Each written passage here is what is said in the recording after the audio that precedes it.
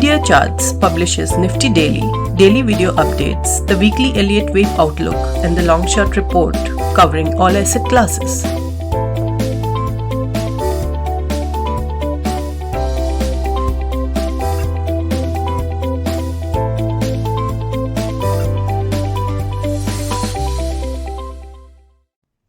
Over the last week, I think the volatility in the market may have gotten some people a little perturbed. But if I just look at this chart, this one goes all the way back to April when I started to post it. So that means market was much lower. This is of course the Nasdaq 100.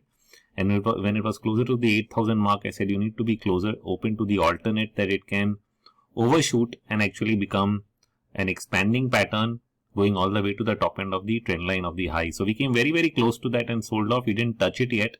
And then when you take a closer look at what is happening, and you also need to, because you need to ask the question as to whether this expanding pattern becomes a final top, because that's what we all started out with thinking when the market started to head up in April. But as they've gone along, there's a lot of other evidence, and one of the reasons to think that this fall could end this way is that the fall itself was not the clearest 5-wave decline that I've seen, and that was also a problem I faced with the 2018 sell-off.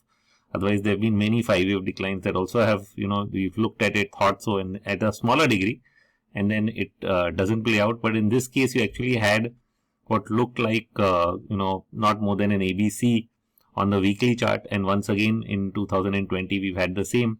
And so I said, what if the risk is you make another high? And that's what has ended up happening. Now, just moving to the next chart, this is what we are seeing on the daily chart of the Nasdaq 100. This is of course 2 days old because I posted this online, and what I noted, and I think was part of my discussion on CNBC also, is that we've had these series of sell-offs and they've all lasted for approximately 2 days, okay, not more than 2 days, where the index has lost up to 5% or 4% or 3% on various days. Some of them were just 1-day gap downs and some of them were 2-day declines, where the second day was much deeper. And we saw exactly the same thing repeat on the Nasdaq. One day, the next day was positive, and then the third day it looked like it will end up all the way down because of, so everybody is busy watching the Nasdaq futures on the day which does something else. And then in the daytime, night time, you've seen a completely different reaction from the market. So you're also seeing, you saw that yesterday. Today, of course, is different.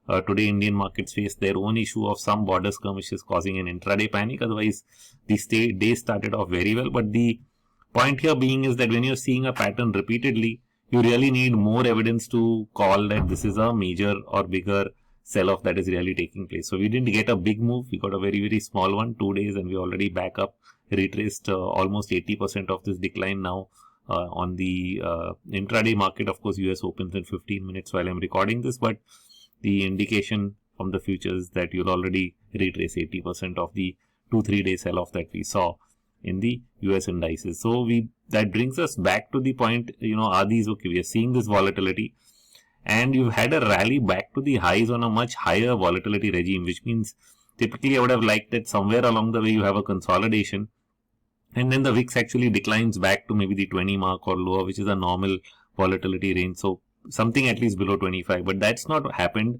We came back to 30, we went back to 40, and we are somewhere still in the top end, bear market range of previous volatility cycles that we've seen at least in the last 10, 15, 20 years. The only other time you had a bull run on a higher volatility regime was somewhere after the mid 90s. So after 94, 95, you actually had the markets, when the tech bubble went on and on, the VIX actually went to a higher range and stayed there for a prolonged period of time. So I think that's something which happened so long back that people are either forgotten about it or, lost the idea that you can have a high volatility regime that lasts for a period of time. So you can now see it on this chart. I've just pulled it over. This is the period starting, I was saying 94. Actually, it went up from 94, and then once it crossed 20%, it stayed there from 96, 97 onwards. The range was 20% to 50% for this entire time period. This is, of course, the CBOE volatility index that everybody watches. It's the average, and not just for the Dow or the Nasdaq. So those are different volatility indices. You can look at those as well. But this one has maximum data, so that's why I pulled it out. And so this went on till the tech bubble busted, and then you had 9/11, 2001, 2002. And once the US bear market ended, VIX went all the way back into 2006-07 at around 10%. So that was one complete volatility cycle. The next one was not, we didn't stay up there for long. Through the bear market, we went to 80, but we kept coming back. There are a lot of spikes during this period.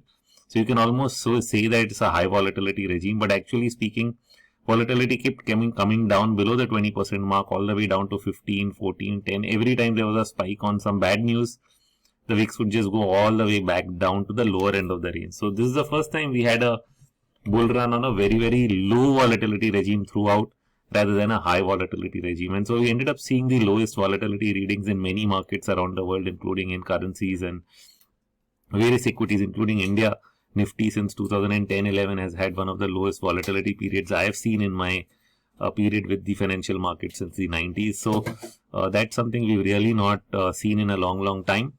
But the question is, now after this prolonged period of low volatility, are we really shifting into a high volatility regime? And that's an interesting question. Even I don't know the answer.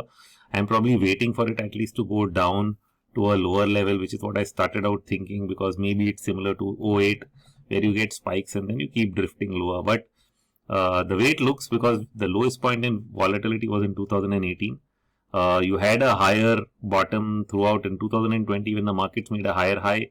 The CBOE VIX actually made a higher bottom. So there was a divergence between the two, which was indicative of, something could happen bad at some point of time, and that did right now. But the question is, now that you've gone up here, are you going to really stay up here? Are you going to stay between the 20 and 50 range, or really even going to come back down to 20 and 10? So that's going to be an interesting watch. Have we shifted our volatility regime altogether? I frankly wouldn't mind, because I'm tired of seeing markets, stay in narrow ranges, not move more than a percent on a day. In fact, not even a percent was also difficult. So imagine the Nifty would be moving less than 20-30 points a day, something that I'm not used to, because in the Sensex days of the 90s that I was born, the Sensex used to move even when it was at 3000, at times 100-200 points on a day. So you much bigger volatility in those days that we got used to or saw. We never measured it in percentage terms, because the media was not out there saying you are up 4% or down 4%. We only thought in point terms. And so we thought 200 points was a big move in the Sensex when it was even at 3000, which is almost a 5-6% day. And so you don't get those anymore. I haven't seen that since a long time, except now all of a sudden in the post-COVID world, we are seeing that kind of volatility around the world on a regular basis. So let's see if that becomes the norm. Then you'll have to simply adjust yourself mentally to it. I purely adjust myself to chart setups and patterns. I never think in terms of percentages. And so it doesn't matter to me what is the size of the move. But one thing I do like is trending markets. And a high volatility regime ensures that you have trending markets. So even if you don't stay at 40, even if you stay in the 20 to 30 range, I would be pretty satisfied with that. And that brings me with the very near-term setup. I've been sharing my India Charts Insider videos to show you the kind of discussions that I make on a daily basis, and the wave count that I've been marking for this advance. And this has been the easier one. I think most people who even know a little bit of Elliott would be able to do it. Is that this is wave 1 or wave C or wave something. Basically, you completed a 5-wave advance. So let me put some marking over there. And you had an ABC correction. So the big debate is this an AB correction is going to transpire and become a much bigger sell-off? You of course have to read and understand in depth what I've written in the long short report for the month of May. And I have not written another update, waiting for a confirmation of what I'm trying to say here is that this is not going to go back to 7,000 or 6,000 or whatever people are imagining. And every time I say that, there are 50 people who, post and say exactly the opposite and, remind me why things are going to be bad. I had a conversation with an old friend yesterday on similar lines, because everyone knows I had been bearish on the market for months or maybe years over the last couple of years, especially on mid caps, and that whole part of that market actually collapsed, even though the Nifty did not come down. And so just because the Nifty is not collapsed, should you really sell off? That's what I discussed on Quora, and I've circulated that note as well. And my idea is that if you've seen the sell-off on the thesis that you were really working on, if those sectors, and that impact has already been done, just because it's not showed up on the Nifty as much as you would have liked. Finally, on the back of COVID, at least you got to 7,500, if not 6,000 or 5,000. But can you still keep praying for that to happen? I mean, is that your basis for markets? And that prayer is coming on the back of a fact that, something that everybody knows, and to put it plainly, and if I said it in Hindi, I would say गांव-गांव में बच्चे-बच्चे को मालूम है कि GDP growth खराब आने वाला है and there are going to be no earnings growth for the next year. So if that is the truth, and are you really making your bets on that basis that, you know, something is going to happen in data points that is already known to not the market but everybody in the market, then how can that really play out? And I think that's what is getting people confused and perplexed, because they're trying to extrapolate that function, overlooking what has actually been done in the reforms that were announced in May, or apart from that, taking it at a macro global stage, the amount of policy intervention both on the fiscal and monetary side. I mean, ever do you remember a time when the RBI has intervened with more than 2 lakh crores of bond buying in the Indian bond market, and they're doing that aggressively? Bond yields are actually down here. 5.84% is what we are quoting right now. I mean, you can see my counts. I'm trying to extend them 1, 2, 3, 4, and then the fifth is again going on 1, 2, 1, 2. It's not really completing or concluding. And what we have done by coming down here is we've actually broken the multi-year trend line. So the first time we saw a very, very low interest rate period in India was way back in, I'm going to move this chart to a line chart so you can see. So this is way back in 2002, 2003. And the trend line of the lows that you take from back there was actually broken just now, just this month. So this is the line. Of course, this is a line chart. You can't see the high-low. I always like to draw trend lines from a high-low point. So if I do that, then it's just it's just breaking at this moment. And of course, it could be slightly slanting upwards. And so this break below the 6% mark. So here now I have the proper chart on Metastock here. Of course, I take the data and put it in once in a while and update it so that you can actually see a continuous chart and do wave markings. And so you see this break. If I take the trend line from here, it broke much earlier at around 6.4%. And if you want to take the one from the 2002 low, which is what I've been saying, we are just about to break it. So if you take it from 2003, we're just breaking it. And this, I think, is really changing what is happening on the interest rate front in India. Something that we didn't really think was possible. Transmission has been one of the biggest fights of the last couple of years. And moment you get interest rates down, everything changes in terms of how you value the markets.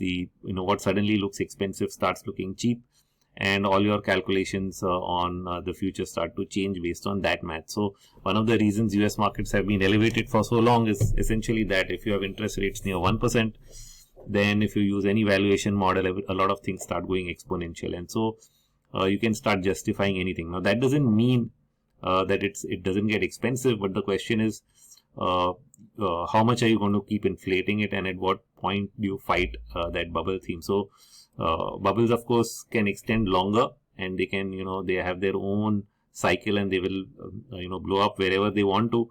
But you have to understand that India, and this is what I've written in my economic reports, that India has always been around 10 or 12 or 15 years behind maybe the US cycle in terms of whatever has happened there. So when I look at the quantitative cycle and I look at the US in the 1970s, that's when they had high interest rates and inflation, and India had the same situation in the 1990s. So almost 10-15 years later, we faced a very similar situation that they did, and then we got control of that. So when you look at the left part of this, you're seeing interest rates come down all the way into 2003. Bond yields dropping to 5% from where they used to be, which is almost 12, 13 or 14% in the around 95 or 96. And in 1996, so from there all the way down, you had the first decline in interest rates, and then you had this big sideways period. And the US also saw its rates peak in 1980, much before us. And the second time they saw rates actually go down significantly is actually been in the post 2000 or post Greenspan era. So once he started to get it down, but really came down after 2000, after the tech bubble, is when they really started to aggressively bring it down to stimulate the economy. And I think that's the stage we are in now. Many years later, we faced our economic crisis in terms of what happened in the IL&FS case, what happened in the NPA crisis. So all of that came up, and funding has already been created for the public sector banks. That's one process which is going on. The NBFC crisis was in our face 2 years ago and all the way till last year. And we'd seen the spreads actually widen for borrowers in the high yield space. But the RBI has now stepped in there and started to not only buy bonds, but also ensuring that there will be no further financial collapse, at least on the banking side. So that they've openly stated. In fact, that was one of the first things they came out and said in March in their policy meet, which they did ahead of the main policy announcements in April, just to make it clear that they would not allow that to happen. So once they've said that, we are past the phase where financial collapse happens, and we've entered the phase where you try to inflate your way out of it, and that inflation comes through either through one, the bond buying, which the RBI is doing; two, its hard push through LTROs to bring down interest rates; and three, which means transmission of rates to happen, which we are slowly now seeing. It's happening to fixed deposits. It will slowly happen to savings rates. They'll all come down to a point where savers will eventually think of moving their funds to higher yield instruments. That's what I think the rest of the world has done, is to force money from one savings or investment option to the next. And so whether getting into the debate whether it's right or wrong and what will be the side effect of that in terms of the long-term negatives, in terms of what financial markets will end up doing in the near term, which is more important to how you set yourself up on your investments and trades. These are all bullish for markets when you actually are able to bring rates down. Now, when does the economy pick up and when do you start getting houses or cars at lower rates? That's a completely different question. But unless you are able to think 1 year down the line rather than just think about whether the next 2 months are going to be bad, you will not be able to price in the impact of what all this really means. But clearly, with interest rates breaking down, we are going to see rates at new levels unless we end up first with very, very high rates of inflation. So inflation seems to have taken a hit, and the reason is that we had years of deflationary pressures, and all of that led to eventually oil, which used to be $70, coming down to 10. Now we may not have transmitted that down to the Indian economy, but we have created that cushion. So you probably, till oil really goes back where it was, you don't have prices of oil going up in India. You don't have the demand to really raise prices.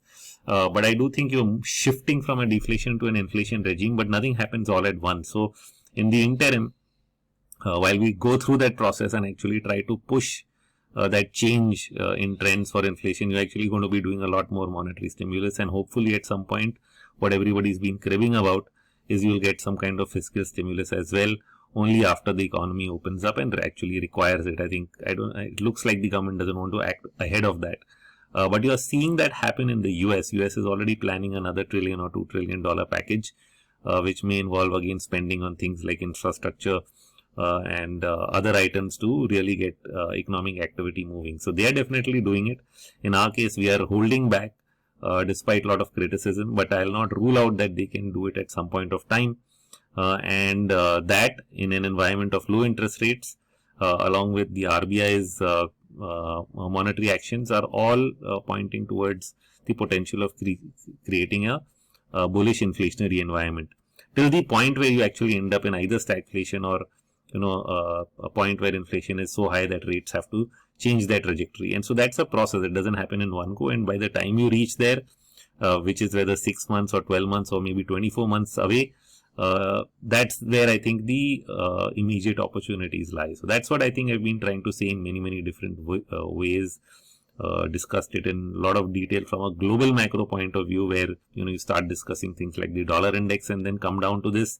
But purely from an Indian point of view, this is what is happening, and it's one of the things that I watch on an everyday basis as to what are we seeing on bond yields. So unless you really see the trend in bond yields and inflation change in India, I think what you're looking at is a repricing of assets on the way up, simply on this one logic. And so I'm slowly moving towards marking each of these moves as impulsive. And I think once we get past that critical 61% mark, which is 10,550, it may be only fair to consider whether this entire advance, it's no more ABC, but it's a series of impulsive waves, and we'll see how that unfolds. Most people will not be able to digest it because they're still sitting on the fence, or rather sitting on the opposite side, not even the fence, completely on the opposite side of their expectations of what is really going on, only looking at the coronavirus as the single most factor as the driver of the markets, rather than looking beyond that, because this is just something that's going to pass, and we just don't know whether it's going to pass in 1 month or 1 year or 6 months. But once you start thinking beyond that and try to put it in perspective with what else is being done, then you come up with a completely different scenario. So what are the immediate supports here? I mean, if you simply go by this channel that I've drawn about it, the immediate supports here at the lower end is of course 9600. If you want to tighten it, then it would be closer to 9700, and the top end of the channel is stretches all the way beyond 11,000 to 11,400. But of course, like I said, 10,550 is going to be the first hurdle everybody is going to be watching. But given that most other financial markets have surpassed the 61% mark from the sell-off that happened from Jan, I think India is one place which is actually lagging behind, essentially on our own sentimental issues. And of course, you can put some of that blame on what is happening on the COVID side, because we are still seeing jumps and spikes in the case counts, and maybe that is creating the sentiment negative. But if we do continue as we do mostly, most of this move is similar to what is happening in various global markets, apart from short-term lags. Then we eventually join them beyond the 61% mark and head towards the 11,400 mark, is what I would continue to think, despite all the short-term sentiment that keeps changing from one side to the other on an intraday basis.